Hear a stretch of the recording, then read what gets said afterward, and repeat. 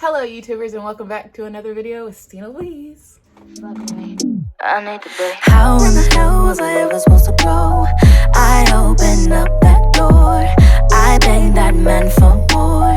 I guess I needed more. How in the hell was I ever supposed to grow? I opened up that door. I begged that man for more. I guess I needed more. Said what I mean. Better bow down to the little black queen. Had to move right before I left them on the scene. Before my bro favors had to show 'em what I mean. Look, this ain't what I meant when I said I needed more. So today's topic is a story time. Everyone has possibly, if you've watched my previous videos, you have heard that I have mentioned that I have slight short-term memory loss. So now we're gonna rewind, pause, and play to how this happened. So this happened back when I was in, I want to say 7th or 8th grade. I don't remember. And if anyone that knew me back then or was around during that time remember the story, this is a perspective story. I can't tell it from my own perspective first because how I like to explain it is I woke up. So what it was a confusion migraine, okay? Fast forward, find out, tell you more. But that's what they ended up telling me I had. So one day it was in middle school, I'm pretty sure. Yes, it was in middle school. And we had gym class. So during gym class, there was like a wooded section. So we would always go back and play capture the flag. I don't know if y'all know what capture the flag is, but it's a game kids play. I don't really feel like going into the details of it. So we went and played capture the flag, and unfortunately it was I can't really tell you much on like what team I was on, anything like that, but we were in a wooded area, and this one girl that I was friends with back then, she told me she found me sitting on a rock in the middle of the woods, just looking confused as ever. So like every time I hear the story, every time I was told the story, it was weird. So it's, once again, this is weird that I'm telling y'all a story that was told to me about me. Like, so how it happened was that she found me on the rock and she told me, she came up to me and was like, hey, and then I looked at her and was like, where am I? Like, what's going on? And I was super confused, and she was like, huh? Christine, you're in gym. Like, what are you talking about? And I'm sitting here like, no, I don't know where I am. So she gets the PE teacher and everything, takes me back to the locker room. She shows me a locker and tells me it's my clothes.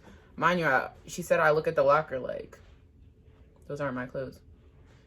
And she was like, no, Christina, that's what you came in. This is where you change. This is your stuff. Apparently, I had just went shopping a couple days before, so I had all new stuff, didn't recognize my own stuff. So I insisted in staying on my gym clothes. My mom said when she came to get me, I was in my gym clothes.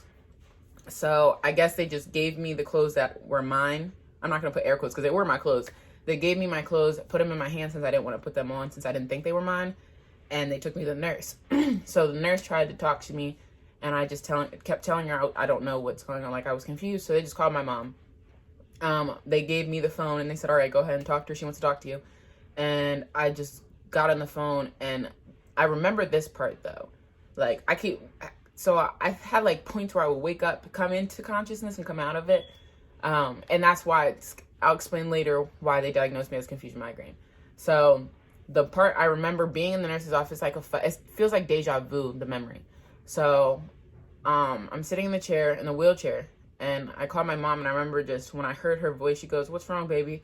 And I just broke down, started crying, and I was like, Mom, I don't know what's going on. Like, I don't know where I am. I don't know, like, what's happening. I'm so, people in the hallway were saying hi to me and staring at me, and I don't know what's going on. I was like, can you just come and get me? And then, so she came and got me and immediately took me to the hospital. So at the hospital, I don't remember her picking me up from my school at all. Like, not at all. But she says I was up. I asked her, I was like, did I fall asleep? She said, no, you're up. So when I say I woke up, I was in the hospital already. So I had woke up in the hospital, like, confused as ever. And my brother, my mom, and my dad were all sitting in the room And I'm like, okay. Look at my arm. I have an IV in my arm. And like I told y'all in my other hospital video that just recently happened, I don't like needles. Now I'm kind of over the fear. Like, I still don't like them, but like, they're not that bad because I've had to deal with so many. But I had an IV in my arm and I didn't remember getting it. So that's why I was like, okay, what's going on? And I'm stuck in a hospital bed. So I'm freaking out. And they told me I had gotten a CAT scan, an MRI, all these different tests to trying to figure out what's wrong with me. And I remember then I went to reach for my phone. And the worst part about this experience was, you know how kids are, like, always talking. So I get to my phone and one of my friends had texted me and said, everyone keeps talking about how you're faking. I'm sorry. What? Back then when I was a kid, like, I just started crying. My parents took my phone. But now, grown, mature me is like, I wouldn't let that affect me because, I'm faking. I got to the hospital, have a needle in my arm, and paying hospital bills, going through all these different tests, scaring the crap out of my parents because I'm faking. Yeah. And to all those kids that said that, I hope you find my video and watch this because Lord have mercy. So selfish, unthoughtful, all the different words. Y'all was just rude. Okay? But I ain't let that affect me because my family was there. That's all I cared about. So back on track. In the story, I told you my brother, my mom, my dad. My brother doesn't like hospitals. He's not good with stuff like that. Like, he was making jokes. He kept saying, come on, Stina, like, you're fine, you're good. And we're going to take a pause because my name, Stina, came from my brother. And he created it as a family nickname because as a kid, he couldn't pronounce my name. So when they told him, hey, you have a little sister, he goes, Stina. And then it caught on. Everyone liked that. So Stina is because my brother. So, there we go. But he was over there goofing off, like, trying not to pay attention that his sister's in a hospital bed. And I remember he told me, I asked him how his day was 3 times. The third time I asked him, and I faintly remember this, he went into the bathroom for a little bit, and then he came out, his eyes were glossy. That, I think he realized things were real. So that hospital experience, I ended up being in the hospital for 3 days. And then they told me on that last day, you know how they watch you and they tell you what's going on. So they told me I had a confusion migraine.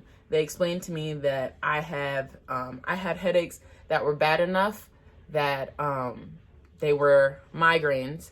They turn into migraines, and then those migraines knock out my memory.